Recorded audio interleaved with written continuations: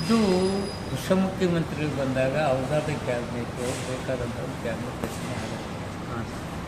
ಅದರಲ್ಲಿ ಬೇಸರ ಎಂಥದ್ದು, ನಮಗೆ ನಾನಿಷ್ಟೇ ವಿನಂತಿ ಏನಂದರೆ ಒಂದು ಮಾತು ನಮಗೆ ಇಲ್ಲ ನಾವು ಹೊಸರು ಕೊಡೋರು ನೀವು ಹಳಬರು ಬೇಡ ಅಂತಂದರೆ ಬೆಳೀತಿದೆ ನನ್ನ ಭಾವನೆ. ಅದು ಬಿಟ್ಟು ಏನಿಲ್ಲ, ಎಲ್ಲ ಹೊಸ ಟೀಮ್ ಬಂದಿದೆ, ಹೊಸದಾಗಿ ಕೆಲಸ ಮಾಡ್ತಿದ್ದಾರೆ, ಹೈಕಮಾಂಡ್ ತೀರ್ಮಾನ ತೆಗೆದುಕೊಂಡಿದೆ, ಎಲ್ಲವೂ ಸರಿ ಇದೆ. ನಾನು ಭಾಳ ಸಲ ಮಾತಾಡಿದ್ದು ಹೇಳಿದ್ದೀನಿ, ನೀವು ಹೇಳಿದ್ದೀನಿ. ನಾನು ನಮಗೂ ಹೇಳಿದರೆ ಭಾಳ ಖುಷಿ ಇರುತ್ತೆ.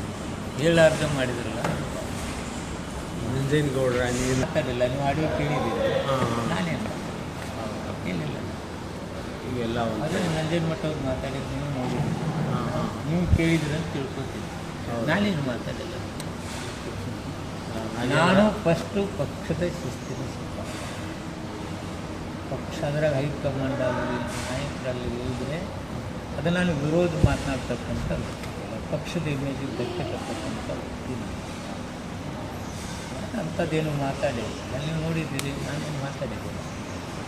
ಸುಖ ಸುಮ್ಮನೆ ನನ್ನ ಹೆಸರು ಊಟ ಯಾರು ಮಾತಾಡಿದ್ದಾರೆ ಏನಿದ್ದಾರೆ ಅಂತ ಅವ್ರು ನೋಡಿದ್ದೀರಿ. ನಾನೇನು ಮಾತಾಡಿದ್ದೆ, ಯಾರು ಹೈಕಮಾಂಡ್ ಬಗ್ಗೆ ನಾನು ಕಟ್ಟದಾಗ ಮಾತಾಡಿ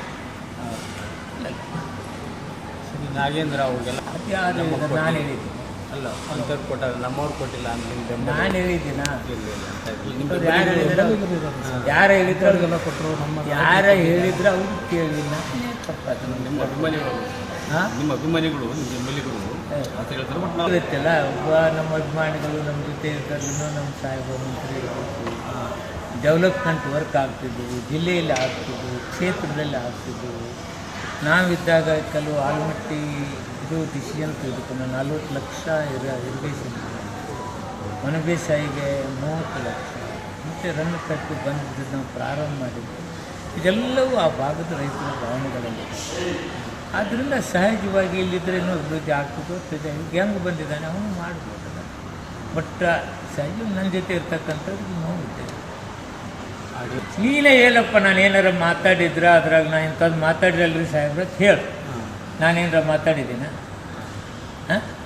ನಿಮ್ಮ ಮೇಲೆ ಆರೋಪ ಅಬಕಾರಿ ಇದರಲ್ಲಿ ಹೌದು, ಯಾರು ಪ್ರೂವ್ ಮಾಡಿದ್ದಾರೆ? ಅಲ್ಲ, ಆರೋಪಗಳು ಬರ್ತಾ ಇದೆ ಸರ್. ಆರೋಪಗಳು ಯಾರ ಮೇಲೆ ಬರೋದಿಲ್ಲ, ಗಾಂಧೀಜಿ ಮೇಲೆ ಬಂದಿಲ್ಲ, ಬಂದಾಗಲಿಲ್ಲ, ಕೆಂಪೇಗೌಡರ ಮೇಲೆ ಬಂದಿಲ್ಲ. ಅವು ಆರೋಪಗಳು ಏನಾದ್ರು ನಿಜ ಆಗುವ ಸುಖ ಸುಮ್ಮನೆ ಈಗ ನೋಡಿ ನಾನೇನು ಮಾತಾಡಲಿಲ್ಲ. ತಿಮ್ಮಾಪುರು ಹೈಕಮಾಂಡ್ ಮಾತಾಡಿದ್ರು ಹಂಗಂದ್ರು, ಇದೇ ನನ್ನ ಮಾತು ಏನಾದ್ರು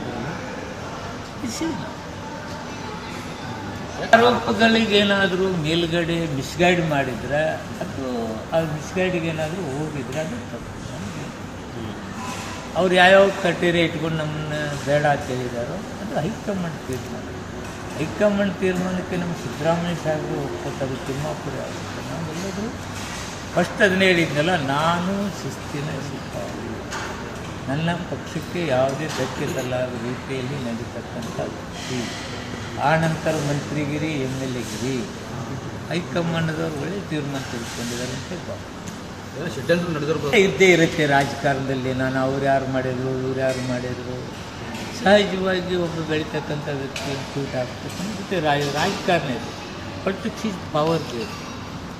ಆ ಪವರ್ ಗೇಮ್ದಲ್ಲಿ ನಾವು ಆಟ ಆಡೋಕ್ಕೆ ಬರ್ಲಾದ್ರೆ ನಾವು ಸೋತಿರ್ಬೋದು ಅಷ್ಟೇ. ಬೇಸರ ಅಂತ ಯಾರಿಗಾಗಲ್ಲ ರೀ. ನಾನು ಒಳ್ಳೆ ಕೆಲಸ ಮಾಡಿದ್ದೇನೆ, ಡಿಪಾರ್ಟ್ಮೆಂಟದಲ್ಲಿ ನಾನು ರೆವಿನ್ಯೂ ಹೆಚ್ಚು ಮಾಡಿದ್ದೇನೆ, 40,000 ಕೋಟಿ ರೂಪಾಯಿ ಮಾಡಿದ್ದೇನೆ.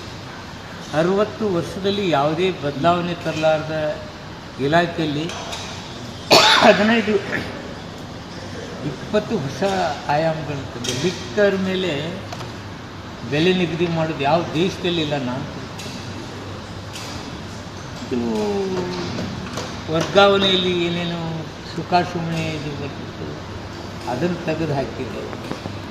ಈಗ ನಾನು ಎಷ್ಟು ಹೇಳಬೇಕಂದ್ರೆ ಒಟ್ಟು ಜೊತೆ ನನ್ನ ಕೆಲವು ಶಾಸಕರು ನನ್ನ ಪಕ್ಷದಲ್ಲಿ ಇಟ್ಟುಕೊಂಡೇ ನನ್ನದೇನಾದರೂ ತೊಂದರೆ ಆಗಿದೆ ನನಗೆ ಹೇಳಿ ಅಂತ ಕೇಳ್ತೀನಿ.